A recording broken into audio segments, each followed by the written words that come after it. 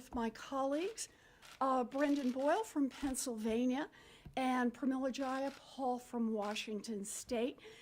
And we're here to talk about the wealth tax. It is time for a wealth tax in America. I want to remind everybody what the wealth tax is. It is a tax on the fortunes above $50 million. In other words, your first $50 million is free and clear, but your 50 millionth and first dollar, you got to pay 2 cents. And 2 cents on every dollar after that until you hit $1 billion. When you hit $1 billion, you got to pay a few cents more. This is a wealth tax that has been needed for a long time. We need it to produce more revenue, to create more opportunity in America. But it is a wealth tax that we particularly need because of the changes in this country under the pandemic. We have watched the wealth of the billionaire class in America increase by more than $1 trillion over the last year. A 2-cent wealth tax would just help level the playing field a little bit and create the kind of revenue that would let us build back better, as Joe Biden says, would let us make the investments in our children, investments in infrastructure, investments in a clean economy, investments in America's future.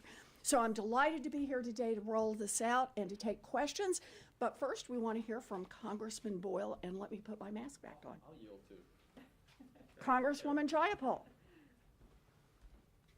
Thank you so much, Senator. So grateful for your tremendous leadership on this for quite some time now. And to my colleague in the House, we're thrilled to be working on this in partnership with the Senator. This is a moment where I think structural inequality and inequity has really been laid bare during this pandemic and this economic crisis. It is a moment where 1 in 7 families don't have enough to eat. More than 8 million people have been pushed into poverty. Nearly 1 million new people every week are filing unemployment claims, and that's on top of the more than 75 million who have lost their jobs. This historic loss of jobs has also led to a historic loss of health care, and all of this has happened as we've surpassed 512,000 deaths due to COVID. But as working families have struggled and as their savings have dried up and food banks have been overwhelmed, as the Senator said, the rich have only gotten richer. U.S. billionaires have become $1.3 trillion richer since COVID began. That is a 44% jump in their wealth just since March. And it's not just a few billionaires getting wealthier. There have been 46 new billionaires created during this pandemic. Now, today, the richest 1% own 35% of the nation's wealth, and the richest 1/10 of 1%, that's 0.1%, own more than 18% of America's wealth. And then just compare that to the entire bottom half of Americans owning just 1.5% of wealth. So in the simplest terms, there are the richest 130,000 families in America who hold nearly as much wealth as the bottom 117 million families combined. Now, I want to just spend a minute on Black and brown and indigenous families and the racial wealth gap, because this is really critical. It's particularly staggering when you look at racial inequality as related to wealth. White families have an average wealth that is more than 14 times as much as Black families and 8 times as much as Latinx families. And in fact, the 400 richest Americans own more wealth than all Black households and a quarter of Latino households combined. That's happening as 1 in 3 Black and Latinx families have 0 or negative wealth. And for Asian Americans, a group that is way too little studied, and there's way too little information here, income and wealth distribution inequality has gone from being one of the most equal to actually one of the most unequal among major racial groups in the United States. Now, this is no accident. Our history is that much of the wealth of white families was accumulated at the expense of Black, brown, and indigenous families, from legalized slavery to redlining. And the extreme inequality and concentration of wealth and racial inequity is baked into our tax system because we only tax income and wages and not wealth. that has been amassed through business or equity or real estate, fine arts, and then we pass it down through inheritances, remaining free of taxes for the most part the whole time. So it's a wealth inequality level that no other leading country in the world has seen. Our legislation, as the senator said, finally helps just level the playing field and ensures that the wealthiest begin to pay their fair share. And it does so all the while investing trillions of dollars into our communities. You already heard what it does, a 2% annual tax on those who have a net worth between $50 million and $1 billion. And yeah, you pitch in a little bit more if you've got more than $1 billion. But if you're like 99.95% of Americans who have a net worth of less than $50 million, you pay nothing new, not a penny.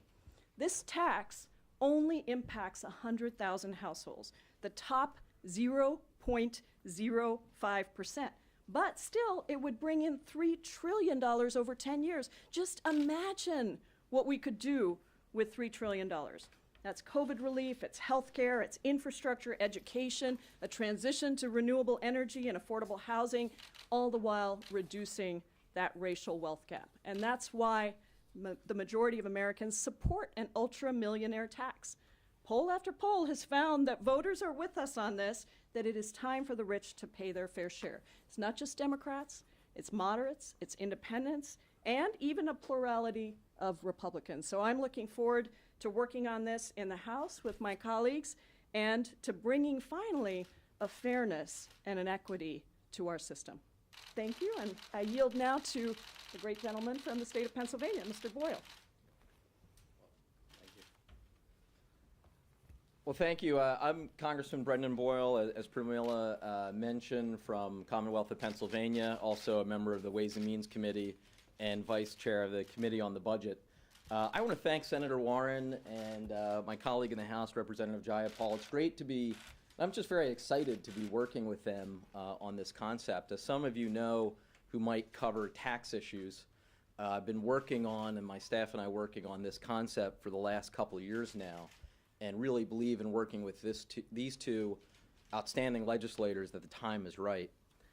What we're talking about here today is bigger than just one piece of legislation. It goes to the heart of the American dream itself. I was raised in a household that believed in the American dream almost like it was our religion. My father came to America when he was 19, spent the next 50 years working blue-collar jobs because he believed in the American dream. And I tell you this, the hyper-concentration of wealth among the top 0.1% is a mortal threat to the American dream.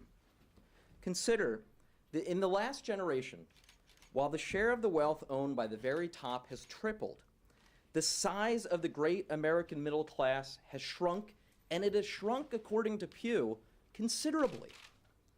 This is the first generation, mine is the first generation in American history that can say they have seen the decline of the size of the American middle class. As Elizabeth was recently reminding me when we were speaking, an American born around the same time as my father had a 90% chance to make more than his parents did, while an American born around the same time I was has about a 50-50 chance. That's not consistent with the American dream. The unprecedented spike in wealth among a tiny sliver of the population is stifling both opportunity and social mobility. So the wealth tax is both a fair and necessary step to begin to address this existential challenge. Now let me address two criticisms I've heard from the outset. First, there are those who will say this is socialism or communism or God knows what else they'll come up with. Well, they said the same exact thing about Franklin Roosevelt's proposals in the 1930s. They were wrong then, and they were wrong now. Franklin Roosevelt wasn't a socialist. He saved capitalism in the United States. And this proposal is offered very much in that same spirit. Second, there are those who say, I've even seen it as recently as this morning, there are those who say that this tax is both unprecedented and unconstitutional. The reality is this concept is not new and is perfectly legal. In fact, I standing here will tell you, I already pay a form of a wealth tax. And I'm not a millionaire, far from it, as my wife will tell you. Many of you probably pay that same wealth tax. It's called the property tax. That's a tax on an asset you owned. The only difference between that concept and ours is twofold. First, we're saying that it's all of your assets cumulatively that in excess are more than $50 million before it kicks in. So that is the two differences. First is that it's cumulative. We're looking at all the assets. And then second, we are providing an exemption worth $50 million. So look, I have, and I've gotten this question today as well about what will happen next on this. I will tell you, I have no doubt, none whatsoever, that this is an idea, a concept, that will go very quickly from impossible to inevitable, because it is fair and it is right, and it goes to the very heart of what this country stands for. Thank you. Super. Good. So we'll take questions. How about if we start with any questions around the wealth tax, and then if you've got other questions, we'll stay for those. Sure. First question, Senator Warren, do you believe this wealth tax should go in the second reconciliation bill, and if so, when do you think that should come up? Look, I'd be delighted to see us move forward with the wealth tax at any point. It's something we need in America, and that's why we're out here today. We're putting it out so everyone can see it and start to talk about it. It's got a lot of details in how it works. It's got things like what the rate will be for monitoring the income and checking out each of the billionaires that are subject to it and the ultra-millionaires. But we want to put it out there so people can start to consider it and put it in a package. We need to move forward on this. I ask that only because the COVID bill shows the struggle of getting Republican votes for President Biden's agenda. What happens, do you think, broadly to aspects of his agenda, including taxes, if things keep getting bottled up with a 60-vote majority? There are two answers to that. The first one is every time the Republicans want to talk about cost, then we should be talking about revenue, and that's the wealth tax. They want to complain about what things cost. We're putting forward a way to pay. This is a way to make sure that we are being fiscally responsible going forward. And the second is you raise the question of the filibuster. Look, we can't give Mitch McConnell and the Republicans a veto over the work that needs to be done in America. America elected Democrats to come here and get things done. And it is our responsibility to do that, not to hand Mitch McConnell an automatic no on anything that he and his billionaire friends don't like. If you want to add anything, either one of you, step up. Brendan, go ahead. I'll just say real quickly, look, we obviously had a debt and deficit issue before this. Over the last year, we have spent from the CARES Act through what we just voted for in the House, well past midnight the other night, we've been spending a lot of money. And by the way, I voted for every single one of those. I absolutely support it. But I recognize that at some point, we are going to have to turn to revenues. Well, here is a fair way to do it. Here is where, as Willie Sutton once said when asked why rob banks, here is where the money is. This is a hell of a lot better way to get revenue than taxing middle class and poor people in this country. Yes. You started these comments talking about the inequality of the pandemic. Why isn't this a part of the COVID bill? Right now, in the COVID package, we're putting together emergency relief, which means it's not about the revenue side, it's about where we need to spend money. And as the Biden administration has made clear, we need to spend money on getting the vaccines out the door. We need to spend money on making sure that people who need help the most are getting that help, and we need to spend money on getting our schools open. That's the thrust of COVID relief. Now, what we need to turn to is build back better. We need to turn to infrastructure, child care, pre-K, college. We need to turn to the things that create investment and opportunity going forward. And to do that, a wealth tax is the best way to pay for it. Yes? Some scholars have said there might be constitutional issues with this. Could you address that concern? We have included in the package multiple letters from scholars who are confident that there are no constitutional issues here. And really, I'll just stop there because there's not much more to say. You can kind of go into the individual pieces and the arguments, but we tax income in the United States. We tax estates in the United States. We're already taxing property in the United States. The difference, as the congressman identified, is that this is a tax that hits only the top 1/10 of 1%. And you know, we're talking a lot about fairness in our tax system. The 99% in America are paying an average of about 7.2% of their total wealth in taxes. That top 1/10 of 1%, they're paying about 3.2%. Adding 2 cents in a wealth tax means they're still getting a great deal, but it's time for them to pay a fair share. And I am completely confident that this is a constitutionally responsible way to do it.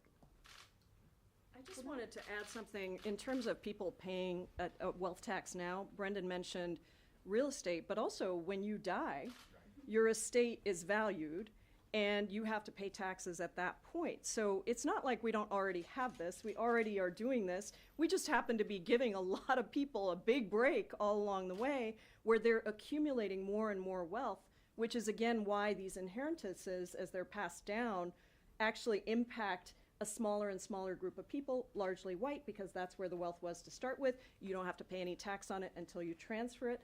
And so I don't think, I mean, I think that there's a lot of reasons why this stands up constitutionally. Yeah. Actually, I should just add, because Pramila makes the point, but I just want to make sure everyone sees it. We do the valuation now, too. Yeah. We do the valuation for all of the big estates. We just do it at death. But that happens there every year. Somebody dies. And so we're doing those valuations. What we're saying is you do the valuations every year. And of course, once you've done them, they become much easier year over year over year. Once you've identified that somebody has a Rembrandt painting, they better still have a Rembrandt next year, or they better have a whole lot of millions of dollars that they can account for when they sold the Rembrandt. So this is already in our tax process. What's different about it is it truly focuses on the richest people in this nation, the people who could afford to pay a fair share. Understand, their wealth will continue to grow. You know, during the pandemic, they have increased, the billionaires have increased, the billionaires have increased their wealth by $1.3 trillion. But they've been growing their wealth for years now at 6%, 8%, 10%, 12%. They have their own money managers, their own people who manage these great fortunes. A 2-cent wealth tax means they just don't grow it quite as fast, but that 2 cents is an enormous difference for the rest of America. It is an opportunity for every child in America to have universal pre-K, an opportunity for every child to have child care paid for, and every parent, and to raise the wages of every child care worker. We can make a huge difference with this wealth tax. Senator, if you could expand more on your calls to end the filibuster, it doesn't have necessarily 51 votes yet. Do you anticipate that as time goes on and you have other proposals from the Biden agenda that might be stymied by the lack of having 60 votes, do you anticipate that more of your colleagues will join you in calls to end the filibuster? Because that seems to have been a roadblock for Democrats for some time. So look, the filibuster is something that gives Mitch McConnell a veto, and that has to stop. We watched him use it during the Obama administration, and he is already using it now during the Biden administration. We weren't elected to come here and be a debating society that gives Mitch McConnell a veto on every single piece of legislation that is needed to help American families.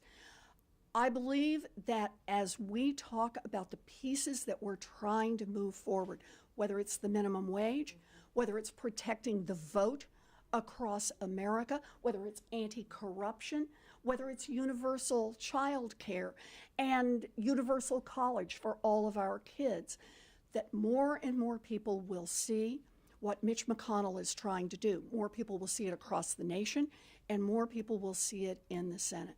I believe we need to get rid of the filibuster now. So if I can follow up. Please, on of that, course. Then do you agree with some of your House colleagues that the Vice President should overrule the parliamentarian when it comes to the inclusion of minimum wage in the COVID relief package?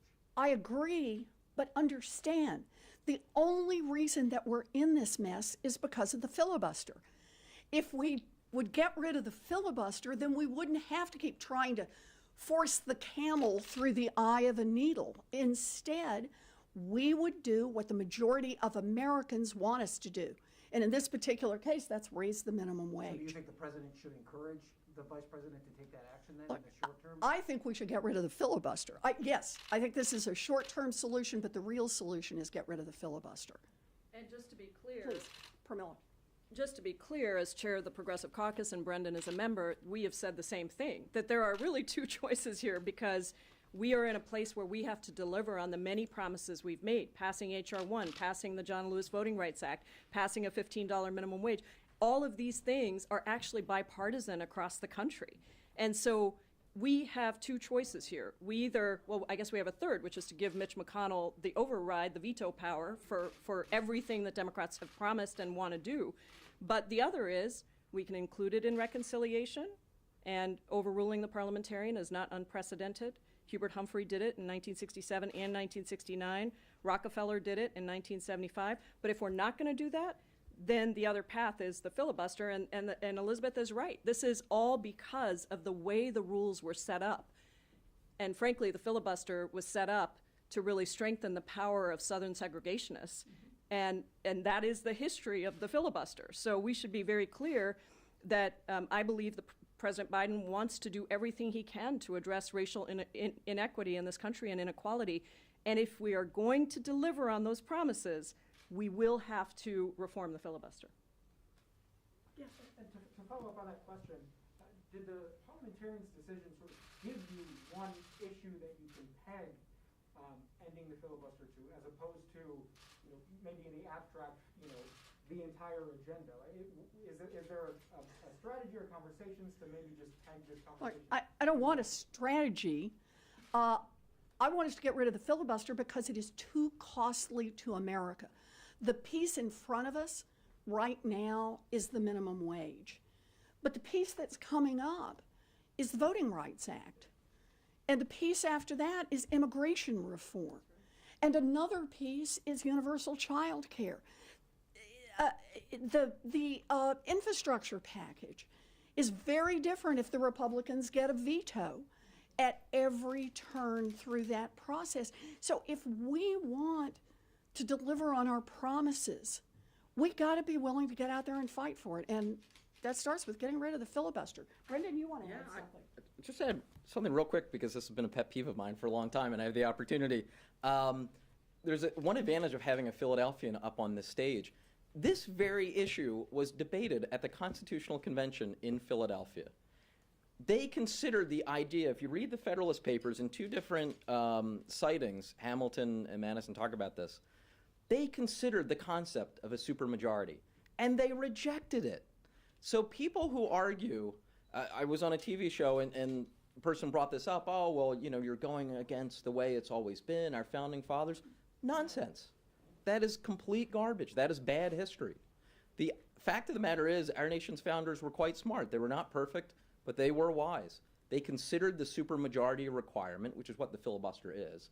They considered a supermajority requirement in the upper chamber, and they rejected it. And they rejected it for exactly what we're seeing now, almost a quarter of a millennium later.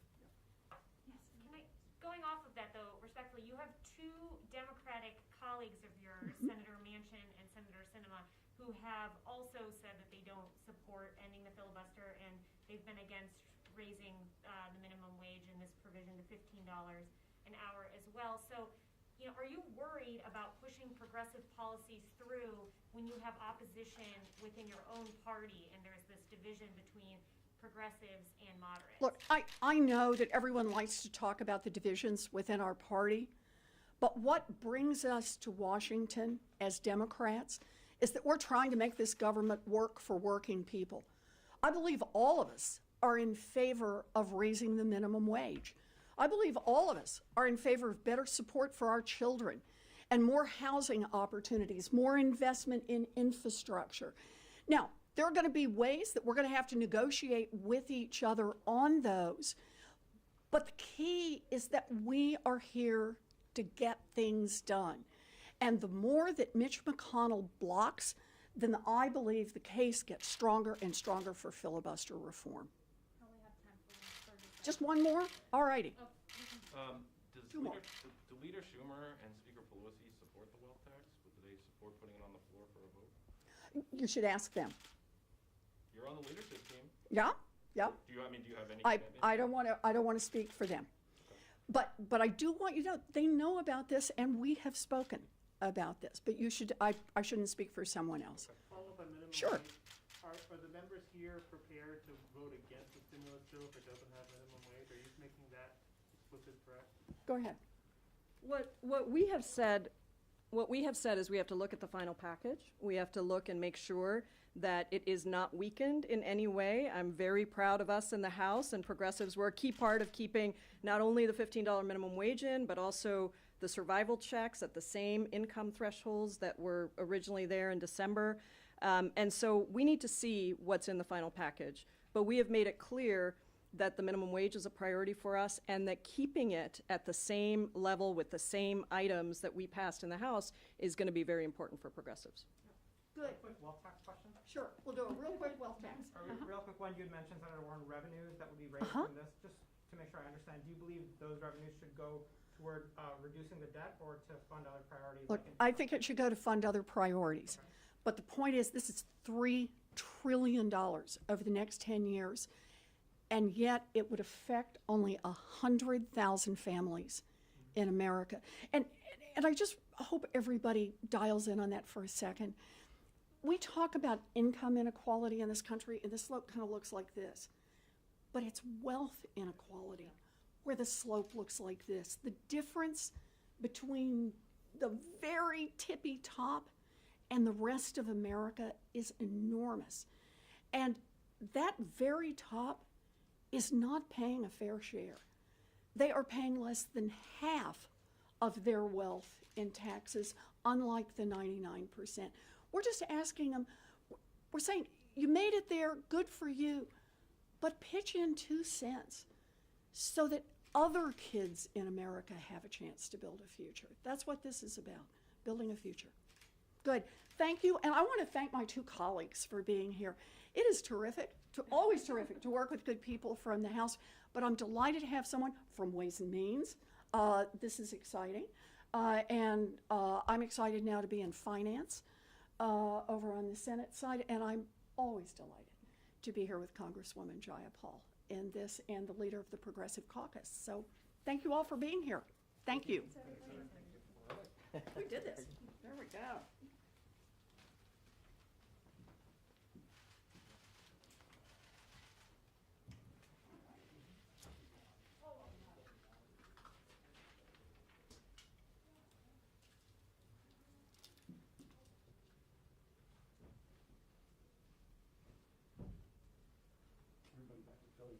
Thank you, Rick. Oh, awesome. Perfect.